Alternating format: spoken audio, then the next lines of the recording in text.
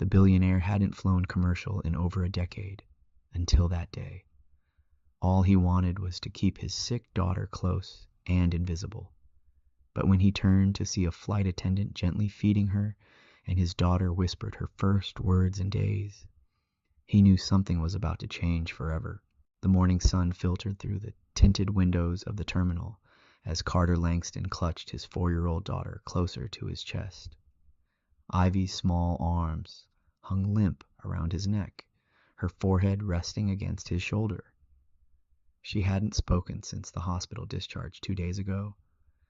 The doctors said her recovery from the emergency surgery would take time, but Carter knew this silence wasn't just physical, it was emotional, psychological. His daughter had withdrawn into a world even he couldn't access. He walked briskly through the airport, wearing a hoodie and sunglasses, doing his best to stay unnoticed. Flying commercial wasn't his style. He owned a private jet for a reason, but today, anonymity was more valuable than luxury. The press had been sniffing around ever since Ivy's hospitalization, and he didn't trust anyone, not even his staff. The fewer people who knew where they were going, the better. Carter chose a red-eye flight to San Francisco with little traffic in first class. As they boarded, Ivy clung to him but didn't speak. Her eyes, normally so vibrant, were dull and glazed.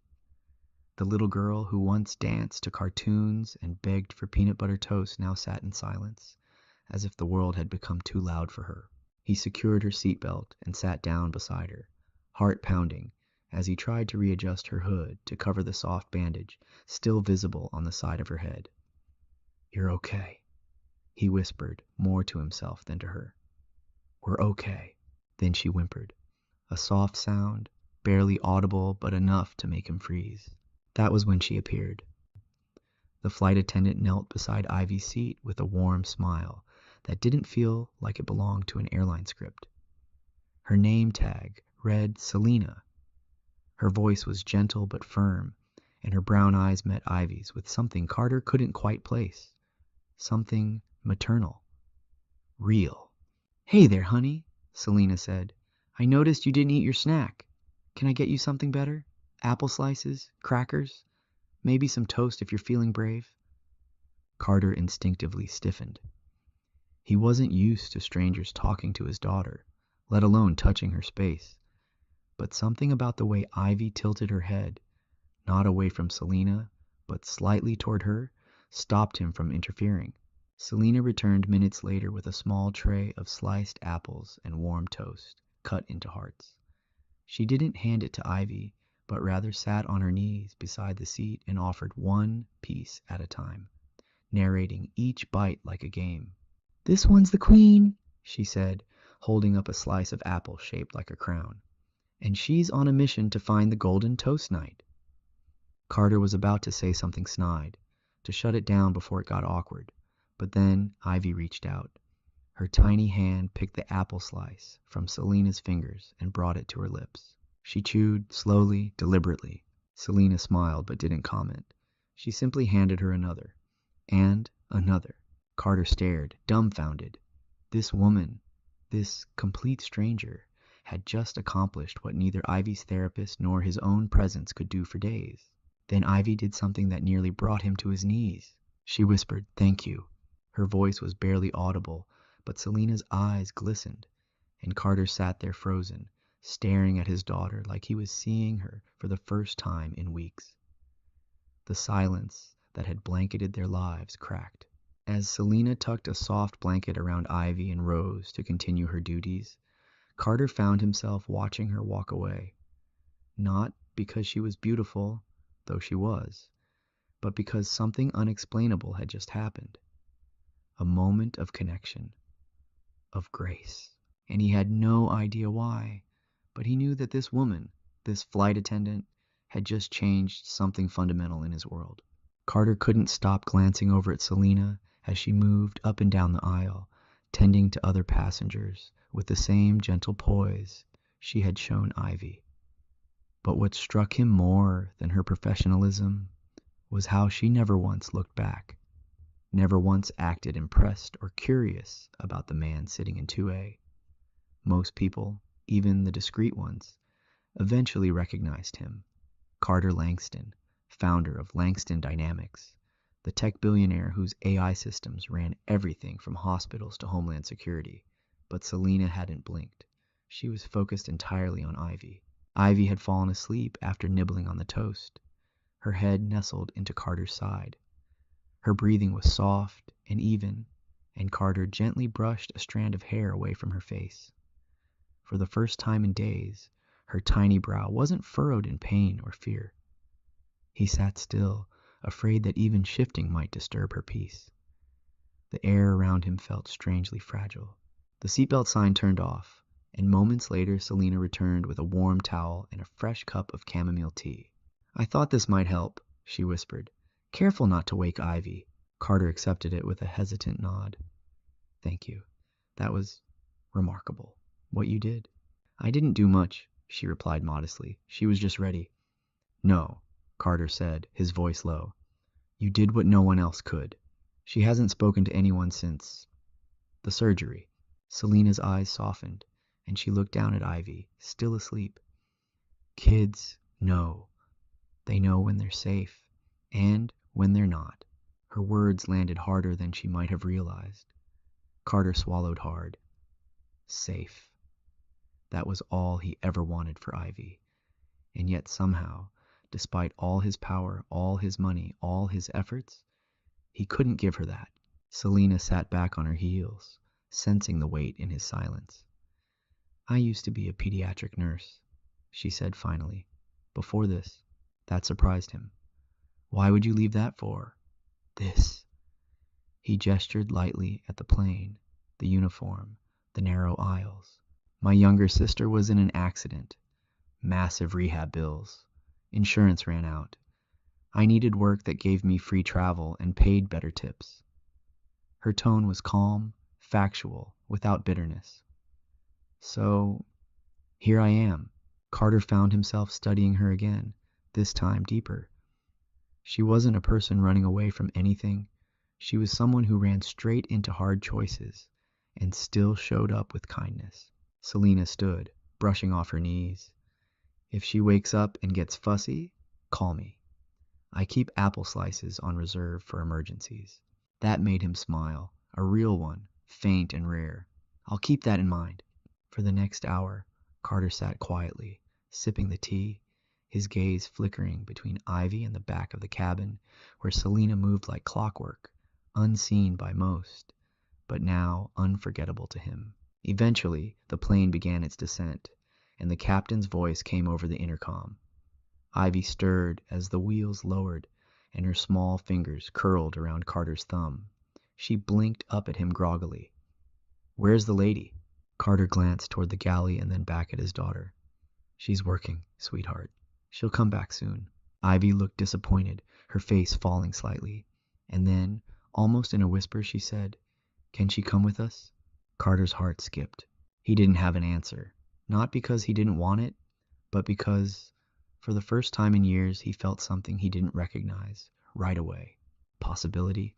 By the time the wheels touched down in San Francisco, the quiet ache in Carter's chest had turned into something harder to ignore. The moment the plane taxied to the gate, Ivy tugged at his sleeve and looked up at him with wide, pleading eyes. "Can we wait for the lady?" He didn't need to ask who. It was already written on her face. Carter glanced toward the front of the cabin, where Selena stood assisting an elderly couple with their carry-ons, her smile still soft, but her movements efficient. "We can say goodbye," he said gently, "but we can't keep her." Ivy frowned but nodded. She seemed to understand in that deep, wordless way children do when they sense endings before they arrive. Carter waited until the aisle cleared. Selena finally noticed them standing in place and gave a small smile. "Still here?" "Ivy wanted to say thank you," Carter replied. "And I did too." Selena crouched down. "You were very brave, Ivy. I'm proud of you." To Carter's astonishment, Ivy reached into her little backpack, pulled out a sticker, one of her treasured unicorn ones, and stuck it gently on Selena's badge. "This is for being kind. Selina laughed softly, touched. Well, now I'm officially certified. Carter watched their exchange, the knot in his throat tightening. As they turned to leave, Ivy clung to his hand, but kept glancing back. Halfway down the jet bridge, Carter stopped. He dug into his coat, pulled out one of his business cards, black matte with silver lettering, unassuming but unmistakably his, and turned back toward the plane. In a few quick strides, he returned to the cabin door where Selina was just preparing to close it. She looked up surprised.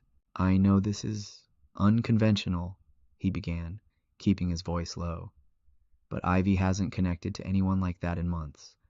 I'm not asking for anything weird. Just if you'd ever be willing to spend time with her, as a friend, I'd compensate you well, or donate to your sister's care, or both." Selina's brows lifted slightly, but not out of shock, more like quiet appraisal. "You're serious?" Carter nodded. "I don't make emotional decisions, but this one feels important." Selina studied him, then took the card. "I'm not for sale, Mr. Langston, but I do care about that little girl. So if she ever needs a friend, and it's a real invitation, I'll think about it." Carter didn't flinch. "It is." They parted with a simple nod. He didn't look back as he walked through the terminal with Ivy asleep again in his arms, but inside, something was unsettled, like he'd opened a door and couldn't quite close it anymore. Back in the penthouse, the silence was louder than usual. Ivy was unusually restless. She refused dinner, tossed and turned in bed, mumbled in sleep, calling out for the lady with the apple hearts. By morning, she had barely touched her breakfast. Her small voice trembled. "Daddy, where is she?" Carter stared at his phone. The black business card he'd handed out, the one only a few people in the world even had, suddenly felt like the most important thing he'd given away in years. After a long pause, he opened a secure line and dialed. When Selina answered, her voice was surprised, but not guarded. "You don't waste time, do you? Ivy asked for you," he said quietly, "and I realized I wasn't ready for goodbye either." There was a moment of silence on the other end, then a soft breath. "Okay," she said, "where should I meet you?" Carter chose the one place in San Francisco where no one would recognize him.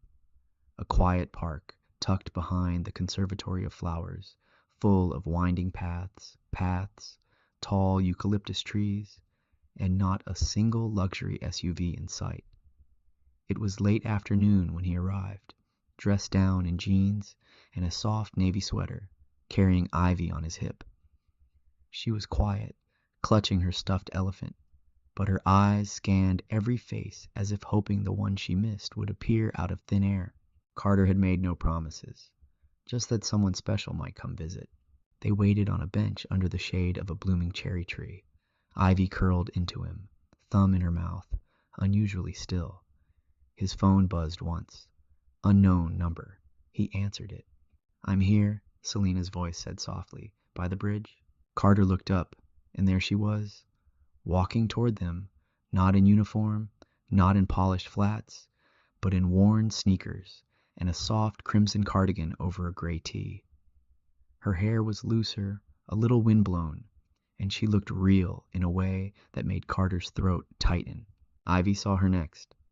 Her head shot up, her lips parted in awe, and she scrambled from Carter's lap before he could react. "Selina!" she cried out, her voice strong, clear, alive. Selina dropped to her knees just in time to catch the little girl who barreled into her arms. Carter watched, frozen, as Ivy clung to her like a lifeline, giggling through tears. The joy on her daughter's face was the most emotion he had seen from her in weeks. Maybe months. Selina whispered, "Hey, sweetheart, I missed you too." She looked up at Carter. "I hope this wasn't a mistake." "It wasn't," he said quietly. "Thank you for coming." For the next hour, they walked together. Ivy refused to let go of Selina's hand, skipping alongside her, pointing at ducks in the pond, babbling about squirrels and clouds and imaginary castles. Carter walked a few steps behind, almost afraid to intrude on the magic unfolding in front of him. Selina glanced back at him once. "She's incredible. She was, Carter said softly, before everything. Selena didn't ask what everything meant. She seemed to understand there were stories that took time to be told. After Ivy was tired out, they sat on the grass. Selena braided the little girl's hair while Ivy leaned back into her lap, humming a lullaby Selena remembered from the plane. Carter sat down beside them, hands clasped between his knees. "You're not like anyone I've met," he said finally. Selena smiled, but didn't look at him. That's usually a compliment from people who want to sound impressed, but not too curious. "I'm not trying to impress you," he said. "I'm just grateful." Selena tied off the braid with a pink elastic. "Ivy doesn't need gratitude. She needs safety and consistency." "I can give her both," Carter said, but his voice faltered. Selena looked at him then. "But can you let someone else help?" That hit deeper than she probably knew. Carter looked away, eyes stinging, pretending it was the sun. They parted just before sunset. Selena promised to meet them again, maybe at the aquarium next week, if Ivy wanted. Ivy clung to her until the last moment, whispering something in Selena's ear that Carter couldn't hear. As Selena turned and walked back down the winding path, Carter stood still, holding Ivy in his arms. He realized, with quiet awe, that his daughter hadn't just found a new friend. She'd found a piece of herself again, and maybe, just maybe, so had he. The aquarium visit was Ivy's idea. She talked about it for days, drawing crayon sketches of jellyfish and starfish, asking if Selena liked penguins, or if she was scared of stingrays. Carter listened, silently amazed. This wasn't just healing. This was revival. His daughter was blooming again, but with every burst of joy she showed, he felt a quiet fear growing inside him. What if it all slipped away again? They met on a Saturday afternoon. Selena wore a denim jacket over a sunflower yellow dress, and Ivy immediately declared she looked like a princess with pockets. The moment they entered the dimly lit corridors of the aquarium, Ivy grabbed both their hands, one in each of her small fists, and swung her arms between them like she had done with Carter and Vanessa long ago. The memory hit him unexpectedly hard. They moved slowly through the exhibits. Ivy pressed her face to the glass, gasping at glowing jellyfish, shouting facts she had memorized from a picture book. Selena encouraged her, asked smart questions, and never once looked at her phone. Carter walked behind them, half a step removed, watching their connection build like bricks stacked with care. At the penguin enclosure, Selena sat on a bench, while Ivy ran back and forth, imitating waddling. Carter finally took a seat beside her. "I haven't seen her like this in a very long time." Selena didn't answer at first. "Trauma makes the world feel unsafe," she said eventually. "But she's trying again. That means she's brave." Carter looked at her, the edge in his voice softer than usual. "What about you? You're still working 2 jobs, carrying your sister's care. You're the one who's brave." Selena smiled faintly, but it didn't reach her eyes. "You think money is what makes a life difficult? Sometimes it's the silence, the way people look at you, the way they stop looking, and the loneliness. That's the hardest part." Her words hit something raw in him.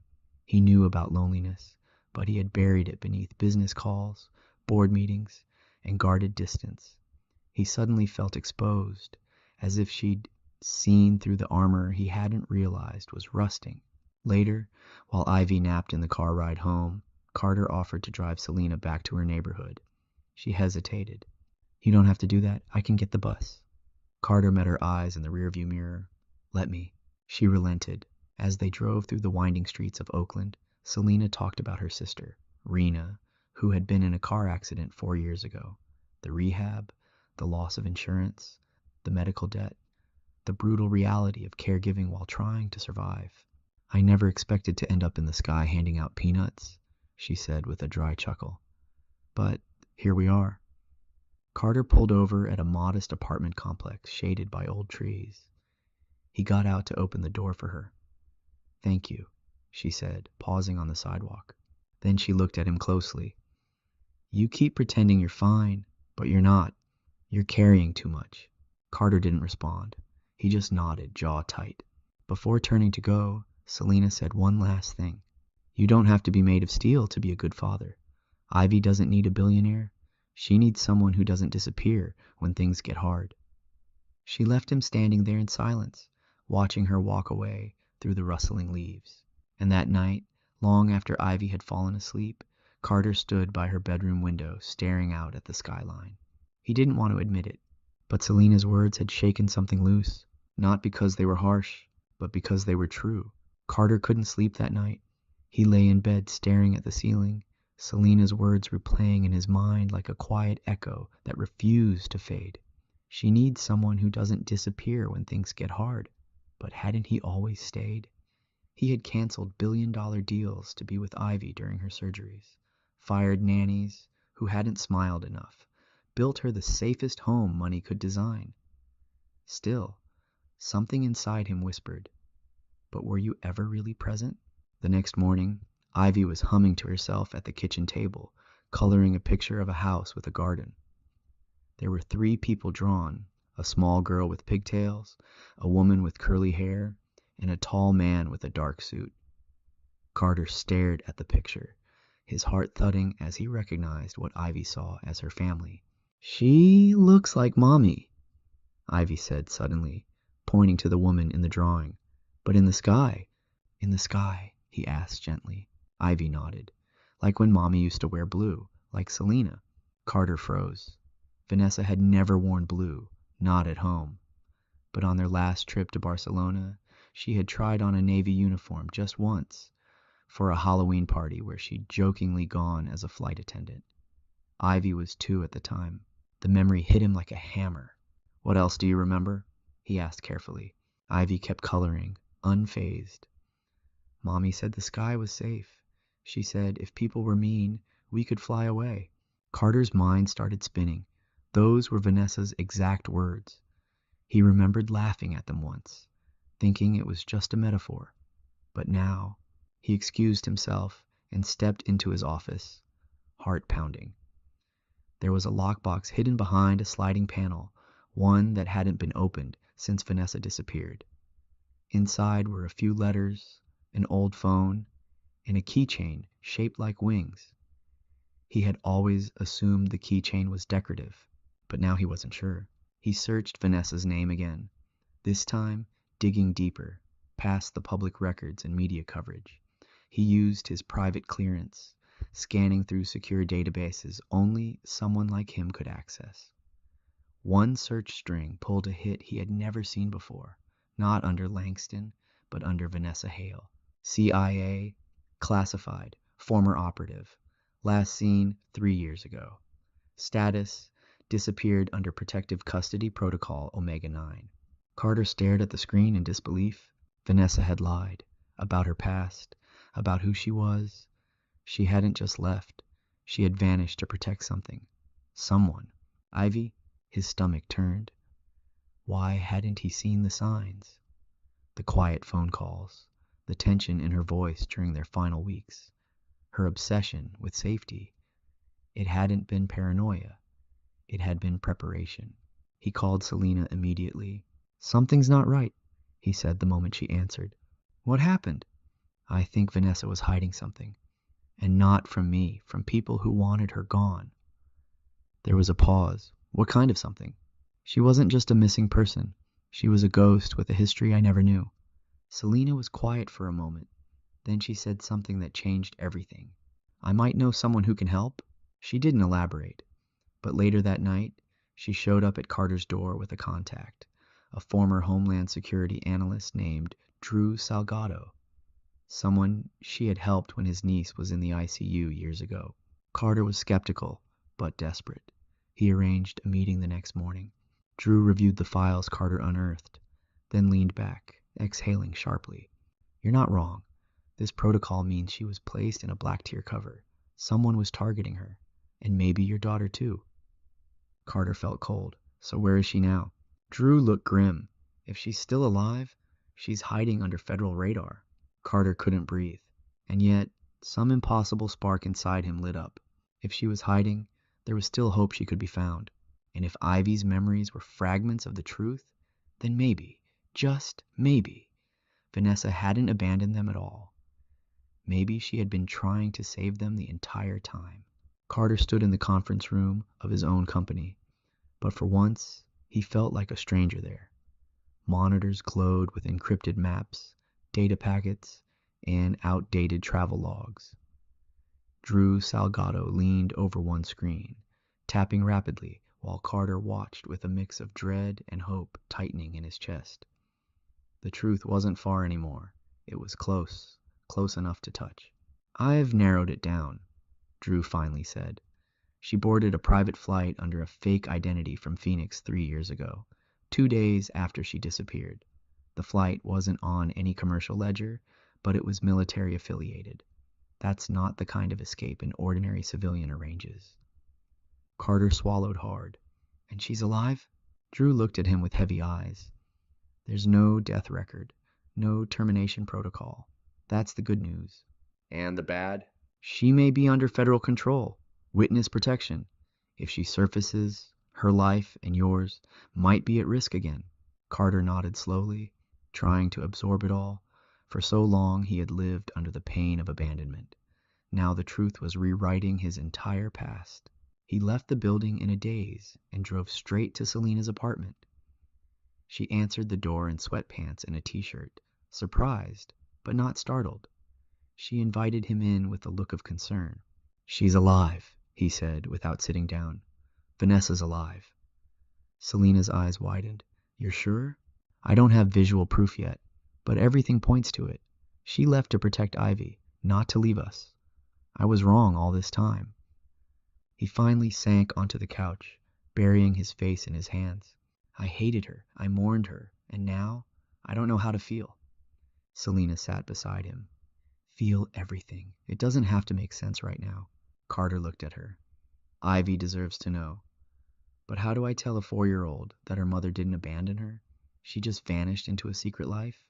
"You don't explain it all at once," Selena said gently. "You give her one small truth at a time. That's all kids need. A little more light than yesterday." That night, Carter held Ivy close and whispered, "Mommy loved you so much. She went away to keep you safe. But she still loves you. Always." Ivy looked up at him with curious, cautious eyes. "She's not lost forever?" He kissed her forehead. "No, sweetheart, she's not." 2 days later, a signal pinged on Drew's encrypted device. A private channel, one he never expected to hear from again. A voice message, no name, just a soft, rushed recording. "Tell Carter I'm alive, and I've waited too long to say it. Tell him I never wanted to go. Tell Ivy." The voice cracked, then cut out. Carter sat frozen, the recording playing over and over. It was her, Vanessa, alive. He didn't speak. He couldn't. The room felt suspended in time. Selena stood silently nearby, her eyes damp but calm. "What do I do now?" he finally asked, voice hoarse. "You go find her," Selena replied. Drew arranged the meet. A secure hangar in Nevada, off the grid. No press. No surveillance. Carter flew with Ivy and Selena on a private jet that felt more like a time machine than a plane. As the doors opened and the dry desert wind swept across the runway, a woman stepped out from the shadows of the hangar. Thinner, paler, older, but undeniably Vanessa. Ivy gasped, and before anyone could say a word, she ran. Vanessa dropped to her knees and caught her daughter mid-sprint, sobbing into her shoulder as Ivy clung to her like the years had never passed. Carter couldn't move. He stood there, watching the woman he had buried in grief hold the daughter they made, together. And when Vanessa looked up at him, her eyes full of tears, she whispered the words he never thought he'd hear. "I never stopped loving you. I only stopped existing so you could live." Carter fell to his knees beside them, and time at last felt whole again. They stayed in the hangar for hours after the initial reunion, sitting on a worn bench as the Nevada sun slowly dipped behind the hills. Ivy curled up in Vanessa's lap as if she were a toddler again, her small fingers resting against her mother's cheek, like she needed to make sure she was real. Carter sat across from them, barely blinking, afraid this moment would vanish if he looked away. Vanessa spoke softly, her voice ragged but steady. She told them everything, how her past as a CIA field operative had caught up with her just weeks before Ivy's second birthday, how she'd uncovered a covert arms network with deep ties inside the government, how one of the compromised agents had marked her and her family, and how the only way to keep Ivy and Carter alive was to disappear completely. "I tried to tell you," she said, her eyes locked with Carter's, "but the moment I did, they would have silenced us all. So I left, and it broke me every day I stayed away."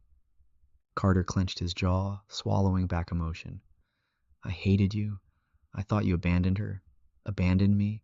"I know," she whispered, tears falling freely now. "And I accepted that hate because it meant you were safe." Ivy looked up then. "You're not leaving again, right?" Vanessa stroked her daughter's hair. "Not if I have a choice, baby. Not ever again." They flew back to San Francisco under a cloud of silence. Not sadness, but awe. The world Carter had built on control, money, and logic had just been shattered and rebuilt in a way no blueprint could predict. Selena didn't say much during the flight. She stayed near Ivy, holding her hand, quietly helping her adjust to the whirlwind of emotions. When Carter finally sat beside her, she looked at him with an unreadable expression. "I should probably step back now," she said quietly. "You have her mother back. I don't want to confuse things." Carter stared at her, heart twisting. "You think this was just temporary? That what you've given Ivy and me was only meant to fill a gap?" "I don't know," she said honestly, "but I know when people find what they lost, they don't always keep what they found." Carter took her hand. "I didn't lose you. I finally saw you, and I'm not letting you fade." A week later, he arranged something unprecedented. At a quiet press conference with no cameras allowed, he met with federal officials.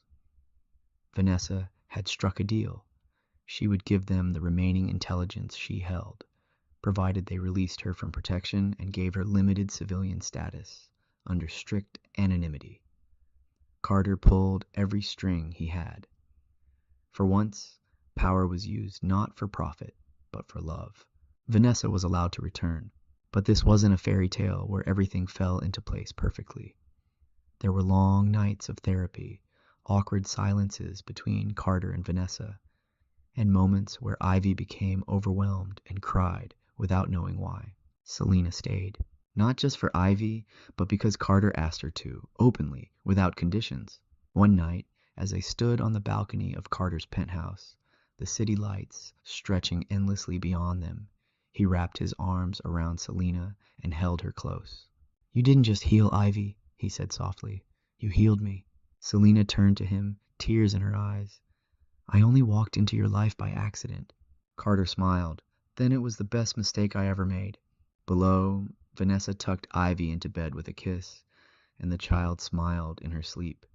A mother, a father, and someone who had once been a stranger, now family. They weren't perfect, but they were whole. And for the first time in years, Carter Langston felt something far more powerful than wealth. He felt peace. In my view, the ending of this story holds the kind of emotional depth that lingers long after the last line. It's not just about a billionaire or a dramatic reunion. It's about healing from invisible wounds, and how sometimes the people who save us come from the most unexpected places. Carter's journey from control to vulnerability is powerful. He begins as a man used to solving problems with money, but ultimately learns that love, trust, and emotional courage can't be bought or calculated. Ivy's recovery is a reflection of that transformation. She begins silent and scared, and ends embraced by two mothers, one by birth and one by presence. Selena is, in many ways, the quiet hero of the story. She doesn't arrive with fanfare. She simply shows up consistently, with patience and empathy. That's what makes her unforgettable. She proves that real power lies in kindness, not status. And Vanessa's return doesn't erase the pain of the past, but it reframes it. Her decision to disappear wasn't abandonment, it was sacrifice. That revelation transforms Carter's grief into something far more redemptive: understanding. What makes this ending shocking in a good way is not just the twist of Vanessa being alive, but how everyone involved chooses forgiveness, coexistence, and even love over resentment. It's messy, it's human, and it's hopeful. And that, to me, is the most beautiful kind of ending.